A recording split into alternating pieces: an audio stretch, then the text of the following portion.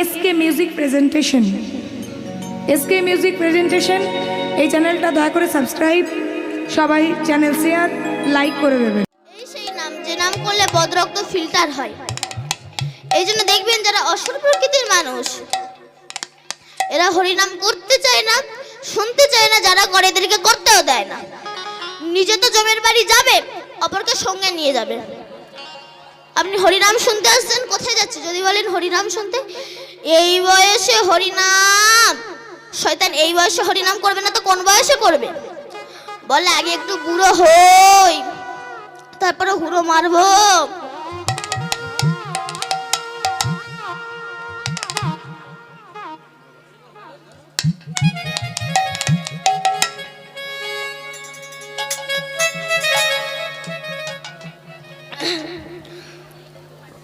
বলে আগে একটু বুড়ো হই, তারপরে হুড়ো মারবো।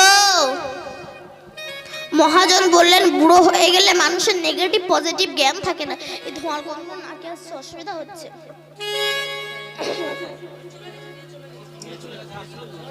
নাকে আসছে। বুড়ো হয়ে গেলে মানুষের নেগেটিভ পজিটিভ জ্ঞান থাকে না, তখন বলতে পারে না হরি দয়া করো, বলে হরি দয়া করো। এক বুড়ি মা জীবনে কোনোদিনও বাসে ওঠেনি, লাইফে প্রথম ফার্স্ট বাস উঠেছে। উঠে দেখে কি না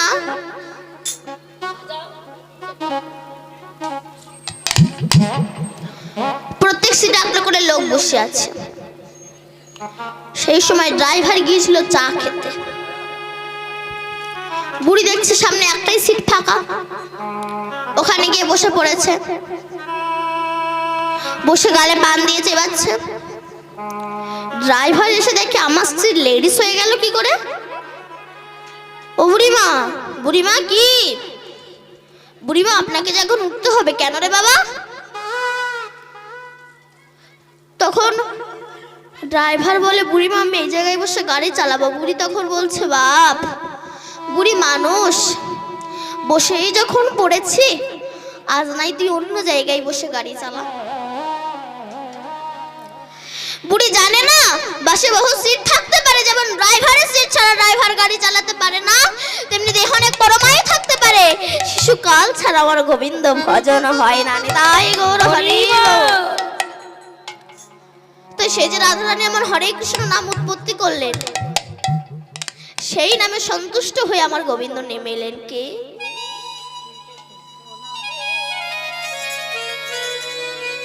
কি আমার নাম করে, কিন্তু কৃষ্ণের ওপরেই যে আমার রাধা শূন্যে ভাসছে। রাধারানীর নয়নের জল যেই না কৃষ্ণের মাথায় পড়েছে, কৃষ্ণ অপর দিকে তাকিয়েছে। তাকিয়ে দেখছি রাধা হরে কৃষ্ণ নাম উৎপত্তি করেছে। তখন আমার গোবিন্দ রাধারানীকে নামালেন, রাধে তোমার এই নামে আমি সন্তুষ্ট হয়েছি, কথা দিচ্ছি তোমায়। কি কথা দিয়েছিলেন? প্রতিশ্রুতি। আহা শোনো রাধা বিনোদিনী, আমি সে তোমার ঋণী।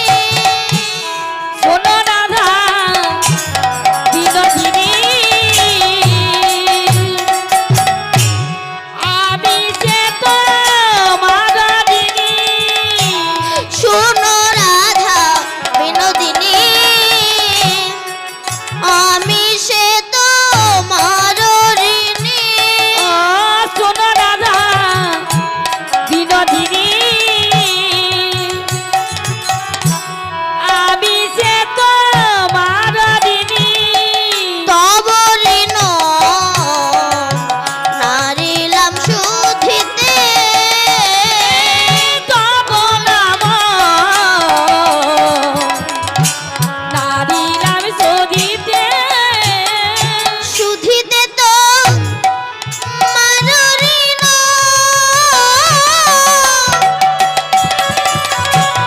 মনে করি আরেকবার শুধিতে তো মারিল, মনে করি আদো বাদো। পুনম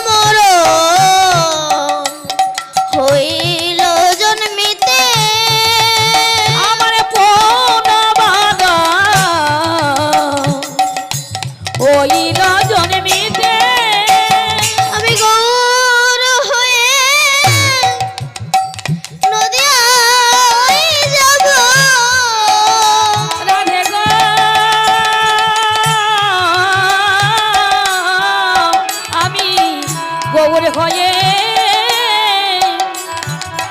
নদিয়ায় যাব তোমার ভাবে কান্তি অঙ্গে ধরে আমি গৌর হয়ে নদিয়ায় যাব। আর ভাবে কান্তি অঙ্গে ধরে বউর হয়ে নদিয়ায় যাব। জয় রাধা শ্রী রাধা বলিব গৌর হয়ে নদিয়ায় যাব। জয় রাধে হরে বউর হয়ে নদিয়ায় যাব। জয় রাধে বলিব বউর হয়ে নদিয়ায় যাব। ভাবে কান্তি অঙ্গে ধরে নিতাই গৌর হরি বল হরি রাধে। বল। তোমারই নামে আমি সন্তুষ্ট হয়েছি, কথা দিচ্ছি রাধে আগত কলিযুগে আমি গৌর হয়ে যাব। গৌর হয়ে গিয়ে তোমারই নাম আমি জীবের হাতে পায়ে ধরে প্রচার করব। রাধে জীবের রাধে দাঁড়িয়ে দাঁড়িয়ে গিয়ে প্রচার করব এই হরি নাম আমি,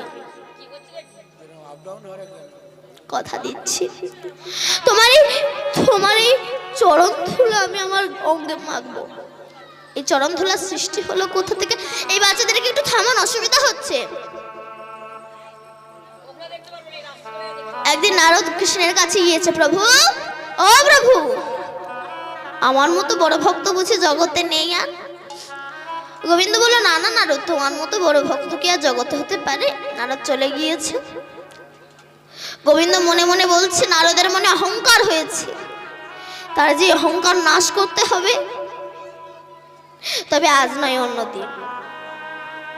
আবারও একদিন নারদ ঋষি যেই না গোবিন্দের কাছে আসছে, নারদের এই আগমন বুঝতে পেরে আমার গোবিন্দ শিরোপীড়ার ভান করে শয়নে আছে।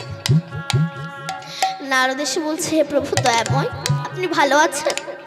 গোবিন্দ বলল, না না নারদ, তুমি জানো আমি শিরোপীড়ায় ভুগছি। ওই সূর্য উদিত হওয়ার সাথে সাথে আমি দেহ রাখবো। তখন নারদ বলছে, আমি ভালো বৈদ্য জানি, বৈদ্য ডেকে আনি। বলে, বৈদ্য তো সুস্থ করতে পারবে না, তোমরাই পারবে। তখন বলছে নারদ ঋষি, তাহলে বলুন কি দিলে আপনি সুস্থ হবে? বলে, ভক্তের চরণ ধুলা। যদি কোনো ভক্তের চরণ ধুলা আমার মস্তকে একবার যদি কেউ লাগায়, হরি বল আমার হরি এই বল। শিরোপীড়া সেরে যাবে। তখন নারদ ঋষি বিনা যন্ত্র বাজাতে বাজাতে নাম করতে করতে ব্রহ্মলোকে এসেছে। হে ব্রহ্মদেব, আমার গোবিন্দ আর বাঁচবেন না। কেন নারদ, কি হয়েছে? উনি শিরোপীড়ায় ভুগছে। ব্রহ্মা বলল, ব্রহ্মলোকে ভালো বৈদ্য আছে, বৈদ্য নিয়ে যাও। বলে, বৈদ্য তো সুস্থ করতে পারবে না, আমরা পারবো। ব্রহ্মা তখন বলছে, বলো বলো বলো, কি দিলে আমার প্রভু সুস্থ হবে? বলে, ভক্তের চরণ ধুলা। ব্রহ্মা বলছে, ছিছি নারদ, যারা নাম আমি শয়নে স্বপ্নে জাগরণে চলতে ফিরতে যার নাম আমি করি, কি করে দেব তাকে চরণ ধুলা? হরি বল হরি বল। তুমি অন্য কোথাও দেখো। নারদ ঋষি এবার শিবলোকে এসেছে। হে মহেশ্বর, হে বাবা ভোলানাথ, আমাদের প্রাণের ঠাকুর যে আর প্রাণে বাঁচবে না। কেন নারদ, কি হয়েছে? উনি শিরোপীড়ায় ভুগছে। ওই সূর্য উদিত হওয়ার সাথে সাথে উনি দেহ রাখবে। শিব বলো, শিবলোকে ভালো বৈদ্য আছে, বৈদ্য নিয়ে যাও। বলে, বৈদ্য তো সুস্থ করতে পারবে না, আমরা পারবো। তখন শিব বলছে, তাহলে বলো কি দিলে আমার প্রভু সুস্থ হবে? বলে, ভক্তের চরণ ধুলা। শিব বলল, যার নাম আমি পঞ্চমুখে করে কি করে দেব তাকে চরণ ধুলা? তুমি অন্য কোথাও দেখো। নারদ তখন এসেছে দাপরের যুগে মথুরায়। হে মথুরাবাসী, তোমাদের প্রাণের ঠাকুর আর বাঁচবেন না। যখন কেউই চরণ ধুলা দিল না, তখন নারদ ভাবলো, এবার যাই, একবার বৃন্দাবনে গিয়ে ঘুরে আসি। বৃন্দাবনে এসে নারদ ঋষি বলছে, গো ব্রজবাসীগণ, তোমরা একবার শুনে যাও, শুনে যাও তোমরা, তোমাদের প্রাণের ঠাকুর যে আর প্রাণে বাঁচবে না। তখন ব্রজবাসীরা এসে বলছে, কেন নারদ ঋষি, কি হয়েছে আমার প্রভু? বলে উনি শিরোপীড়ায় ভুগছে। ব্রজবাসীরা বলল, ব্রজে ভালো বৈদ্য আছে, বৈদ্য নিয়ে যাও। বলে বৈদ্য তো সুস্থ করতে পারবে না, আমরাই পারবো। তখন বলছে, বলো কি দিলে তাহলে আমার প্রভু সুস্থ হবে? বলে ভক্তের চরণ ধুলা। ব্রজবাসীরা তখন পা গিয়ে দিয়েছে, নিয়ে যাও চরণ ধুলা। আস্তে নারদ ঋষি বলছে, সাবধান, নরকগামী হবে কিন্তু। ব্রজবাসীরা বলছে, কাকে ভয় দেখাচ্ছ? আমাদেরকে ভয় দেখাচ্ছ? এই দেহ মন প্রাণ যৌবন তার চরণে অর্পণ করেছে। দেহ যদি তার হয়, চরণ তো আমার না। তার চরণের ধুলা সে মাগবে, আমাদের অপরাধ কোথায়? নিয়ে যাও চরণ ধুলা। চরণ ধুলা তো নিতে এলে পাত্র এনেছ? নারদ বলে, আমি একজন ভক্তের এতটুকু চরণ ধুলা নিতে এসেছি। বলে, না না, চরণ ধুলা যদি নিয়ে যেতে হয়, আমাদের সবার চরণ ধুলা নিয়ে যেতে হবে। পাত্র কোথায় পাবো? বললো, তোমার মাথায় যে নামাবলিটা বাঁধা আছে ওটাকে পেতে দাও। কি তোমার নামাবলিতে চরণ ধুলা দেবে?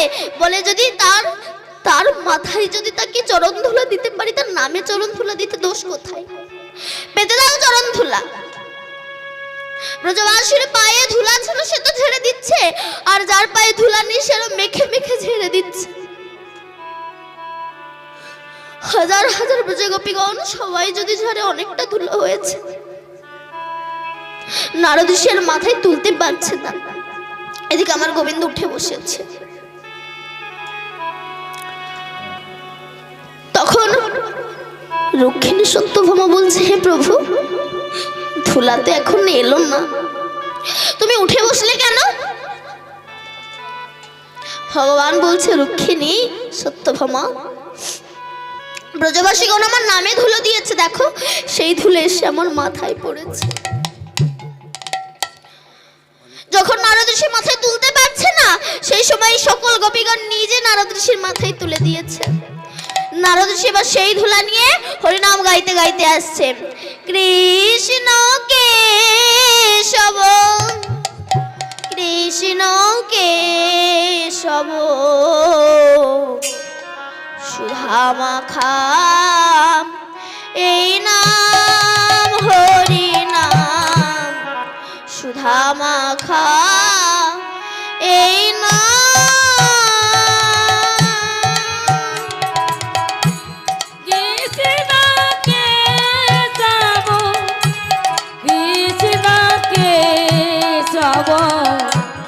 মধুমাখা এই নাম রে, মধুমাখা এই নাম। জপরে জপরে জপরে রসনা,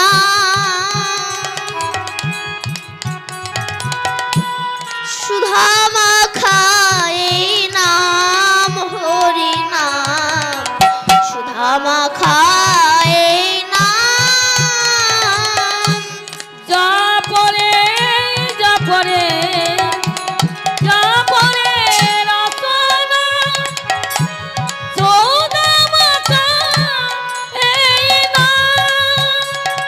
নাম রে, মধুমাখা এই নাম। কৃষ্ণ কেশব, কৃষ্ণ কেশব, সুধা মাখা এই নাম হরি নাম, সুধা মাখা এই নাম।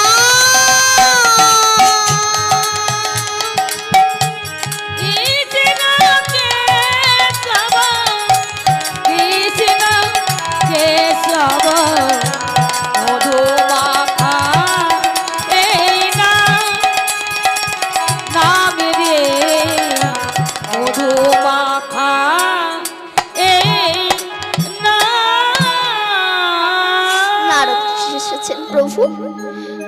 তো এখনো এলো না, আপনি উঠে বসলেন কেন? তাহলে কি এই ধুলা আপনি মাথায় মাখবেন না? গোবিন্দ বলো, ব্রজবাসীদের চরণ ধুলা কি অবজ্ঞা করা যায় গো? আমি এই ধুলা মাখবো, তবে আজ নয়। কোন দিন মাখবো জানো? আমি যেদিন গৌর হয়ে যাব নদিয়া নবদ্বীপে, যেদিন আমি গৌর হয়ে যাব সেদিন আমি এই ধুলা মাখবো। তাই আজ আমার গৌরাঙ্গ মহাপ্রভু সুরধনী তটের ওপর দিয়ে যাচ্ছে। বৈষ্ণব কবি দেখে পদ লিখেছে, দেখো দেখো দেখো, আমার গৌরাঙ্গের দিকে তাকালেই বোঝা যায়। চাচরো চিকুরো চূড়ারো টলনি, চাচরো চিকুরো চূড়ারো টলনি, চাচরো চিকুরো চূড়ারো টলনি, চাচরো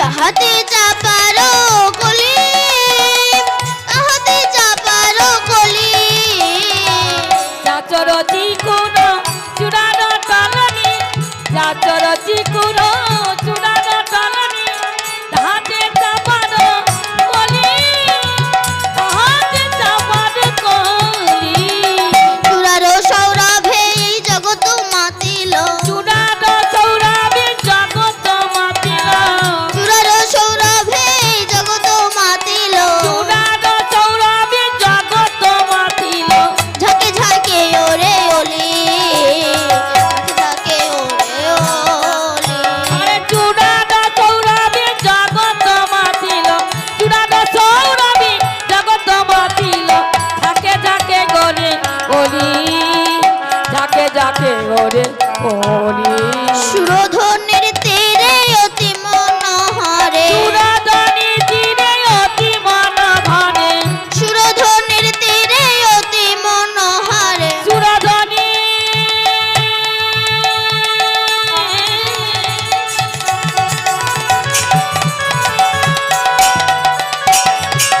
সুরধনী সুরধনী